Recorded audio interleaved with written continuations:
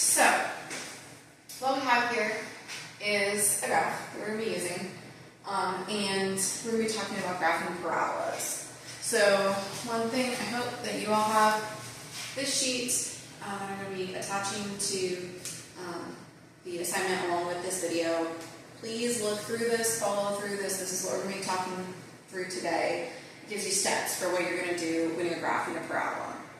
So it's going to be very, very helpful. Step one on this sheet says to figure out what form it's in. It's very important because that's going to help you to figure out where the vertex is, which is what you're going to need to figure out where you're going with the rest of the parabola.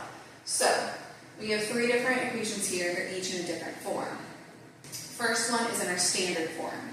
So our standard form, as you see on the sheet, is ax squared plus bx plus c.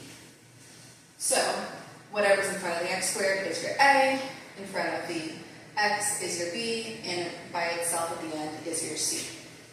So it's in this form, it's in standard form. If you see it like this, where there's a parenthesis and squared, and then maybe plus or minus something, the basic form for this one is just y equals x squared. So it could be as complicated as this or as simple as this. If something's not there, it's a 0.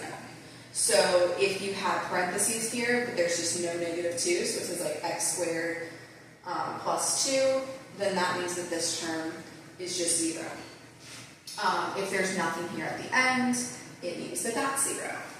So as a reminder, with this, our basic equation here is a times x minus h squared plus k. And you'll see on that sheet there that a is what determines how wide it is.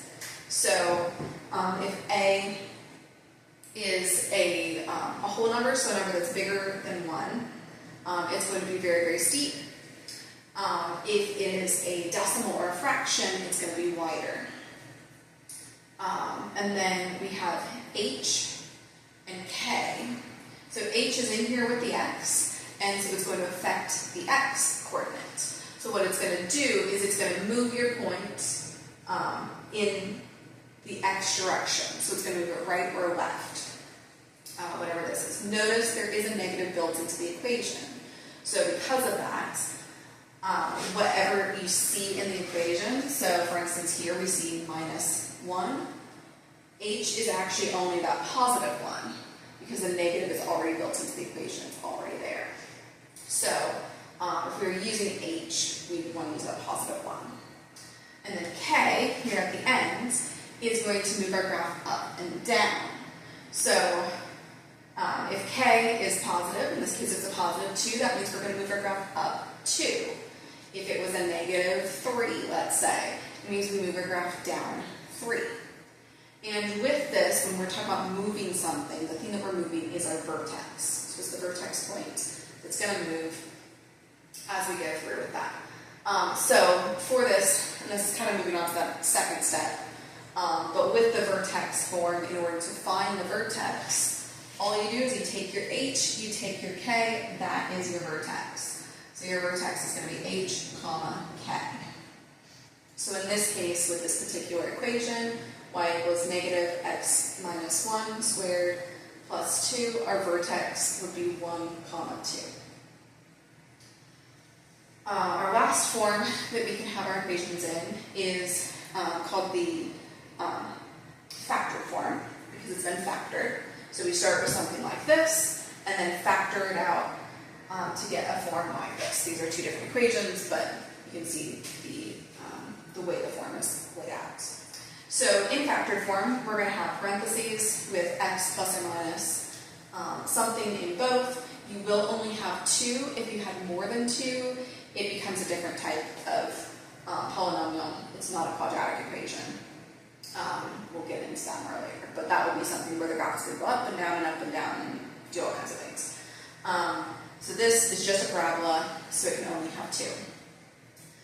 It may or may not have a number in front of it. If it did, if you were trying to factor and get it, that would be something that you pulled out of everything, and that's where we got in the front. when it's in this form and you're looking at it, that is going to be our A term. So you know we have an A here, we also have an A here.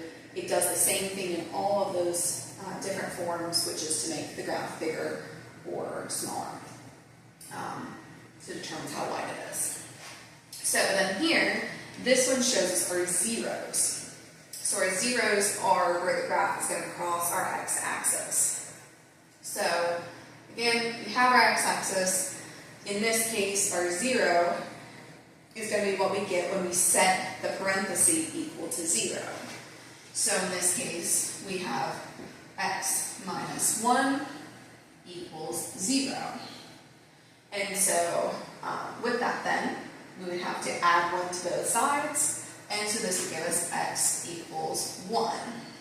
We could do the same thing with the other one, x minus 3 equals 0, and when we add that 3 over, it's going to give us, it's going to give us a positive 1.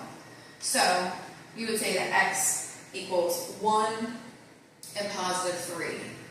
And so that would be where it would cross the x-axis. So we'll get into graphing these more in just a second, but hopefully we've got the basics there. Really good deciding which of the graphs it is, and then we move